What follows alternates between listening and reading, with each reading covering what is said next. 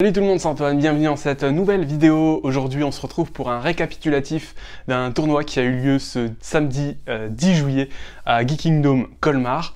Je vais vous parler un petit peu de ce que j'ai réalisé comme résultat de mes match-ups. Je vais rapidement également vous montrer le deck en fin de vidéo, mais vraiment très rapide sous forme de decklist pour ceux que ça intéresse, mais le deck est très connu. Et aussi on va s'ouvrir les boosters OTS que j'ai gagné. Alors on était sur un tournoi standard, 24 joueurs et 10 € de participation, ce qui fait que chacun pouvait repartir au minimum avec un OTS 16 et 15. Donc les deux derniers boosters sortis en date avec possibilité d'avoir la gouttelette à l'intérieur, donc vraiment des très grosses cartes, Alkifibrax notamment dans l'OTS 15 et vraiment du lourd. Alors je voulais juste un petit peu contextualiser le type de joueur que je suis avant de vraiment rentrer dans le vif du sujet et de parler des match-ups. Tout simplement, voilà, je suis pas un gros joueur, je suis pas reconnu dans la communauté Yu-Gi-Oh pour faire des gros résultats. Je voulais juste l'avertir pour la vidéo. Et aussi, je garde les pieds sur terre tout simplement parce que je sais que c'était un tournoi qui n'avait pas un très gros enjeu, mais j'en suis particulièrement fier par rapport aux joueurs que je suis. J'ai beaucoup de marge de progression et j'ai fait beaucoup de progrès, j'ai beaucoup mûri sur ce tournoi. Donc j'en suis vraiment satisfait, c'est pour ça que j'avais aussi envie de vous en faire une vidéo. Alors j'ai joué un deck assez sale, j'ai joué Headlish, Invoqué, Trap. J'ai pas joué une version hyper optimisée, donc voilà, c'est une version un petit peu plus budget, vous allez voir sur la decklist, mais grosso modo c'est un deck qui est très consistant, on a rarement des mains où on peut rien faire.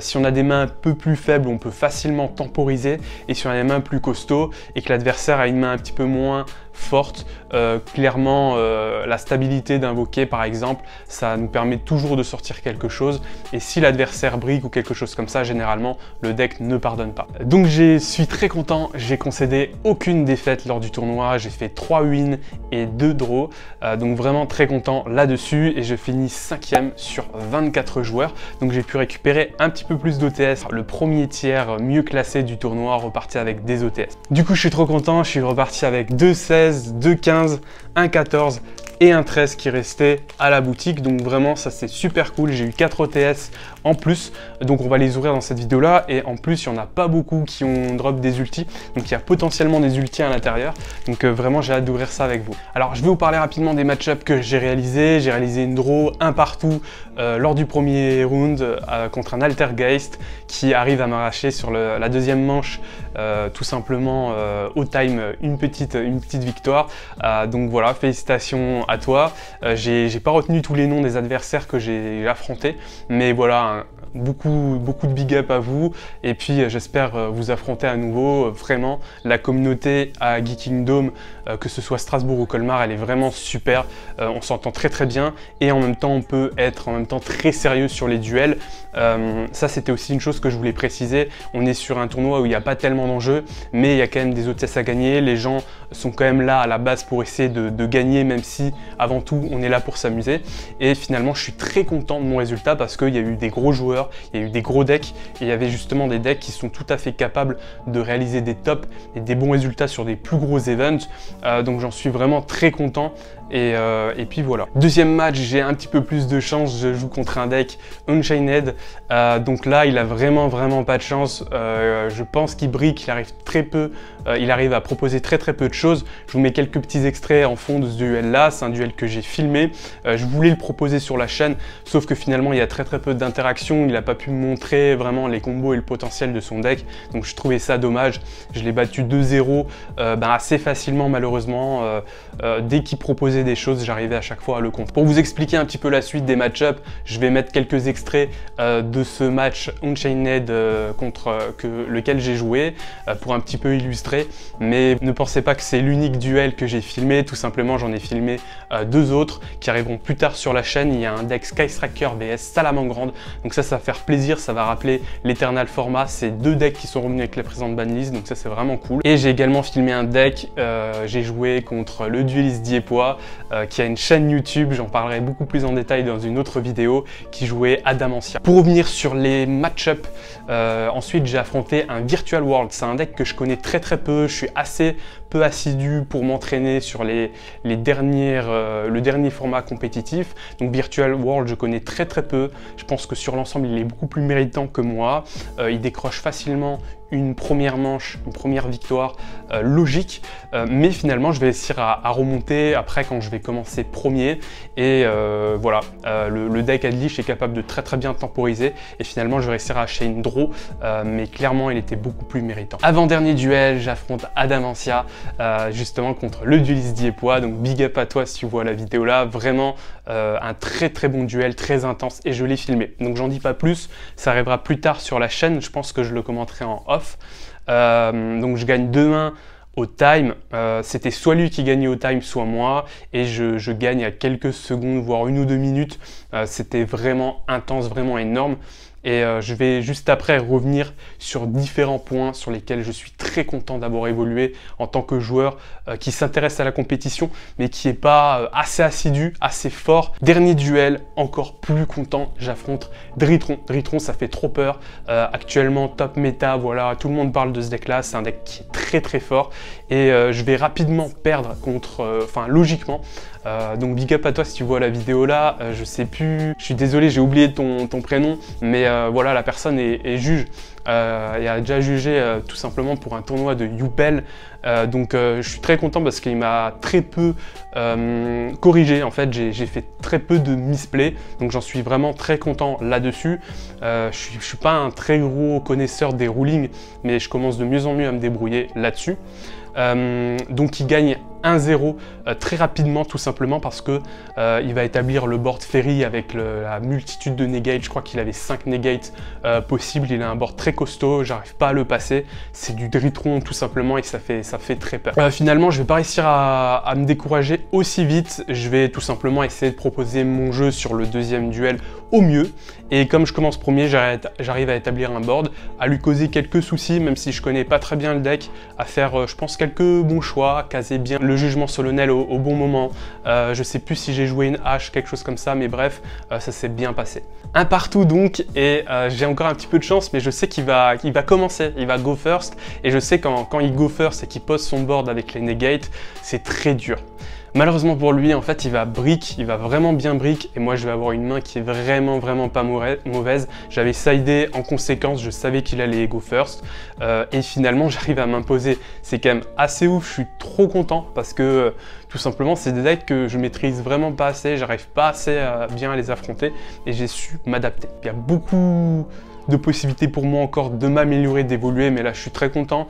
Tout simplement, j'ai réussi à rester focus. De base, j'arrive très facilement à me distraire dans les tournois, à facilement baisser les bras quand on me prend une win rapidement. Je me vois pas remonter en fait à 2-1 par exemple, et surtout aussi réussir à garder son sang-froid. Surtout le time, je le gère très mal. Alors ça avait mal commencé contre Altergeist où je perds, enfin où il arrive à m'arracher une draw au time, mais par la suite je gagne quand même 2 matchs au time, enfin un match au time contre Adamancia.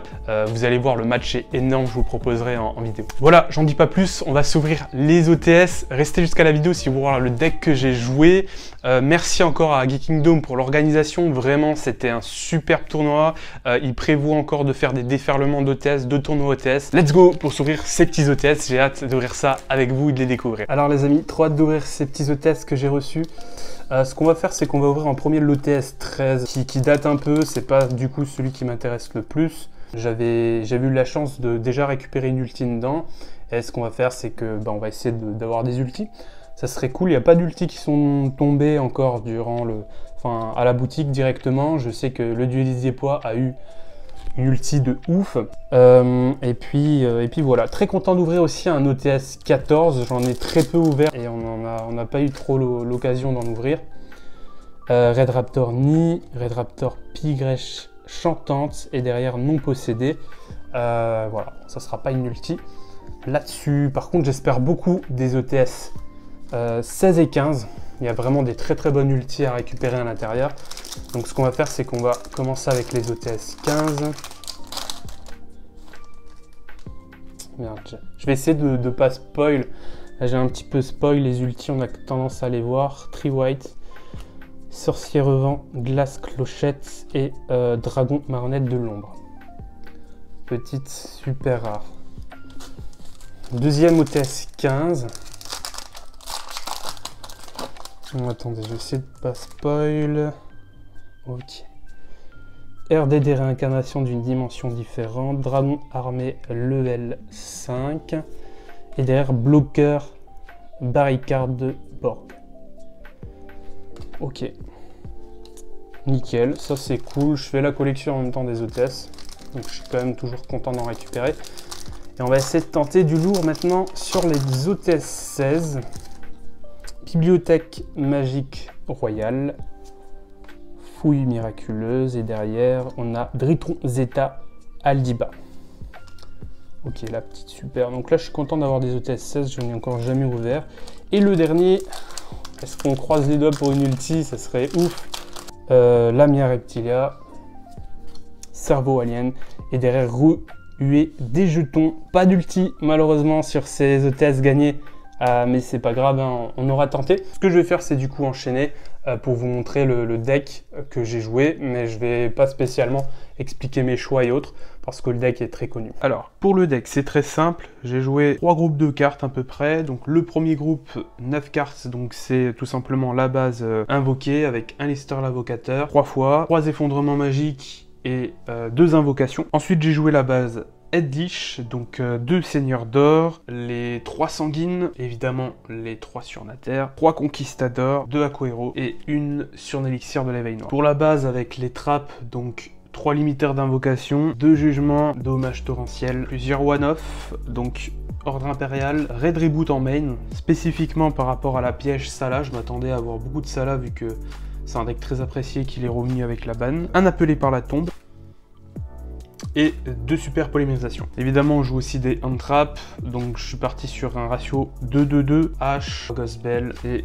2 drôles. Pour l'extra, évidemment, donc un Salamandre Almirage, un Garna, donc ça c'est pour Gopher avec invoqué, toujours sur l'invoqué 2 Mekaba, un Purgatorio pour les OTK, et j'ai aussi joué un Caliga. En target, super polymérisation, donc un Bout Dragon et un Starving Venom, une araignée lien, un Phénix, Chevalier du Cauchemar et la licorne, araignée lien pour les pièges Edlich et eux pour m'adapter à différentes situations, le soldat du lustre noir, et j'ai joué aussi des Xyz, un Pléiades par rapport aux pièges Edlich et par rapport aux 2 monstres Edlich de niveau 10, et c'est de Burn et d'OTK.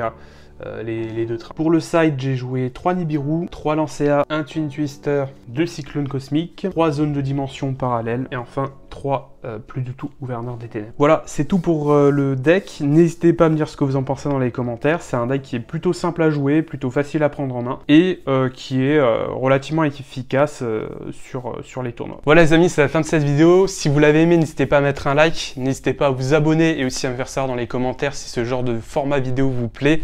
Comme vous pouvez le voir hein, au cours de la vidéo, le décor n'est pas le même que d'habitude. Simplement, je prends le temps de faire cette vidéo-là en vacances. Donc, j'espère que vous avez apprécié tout simplement. D'ici là, restez connectés. Il y a 2 vidéos de matchs filmés Yu-Gi-Oh! Qui sont vraiment très cool. Salah contre Sky Striker. Et contre l'Udilis Diepois qui jouait à Damantia. Portez-vous bien, c'est Antoine Yu-Gi-Oh! Ciao tout le monde.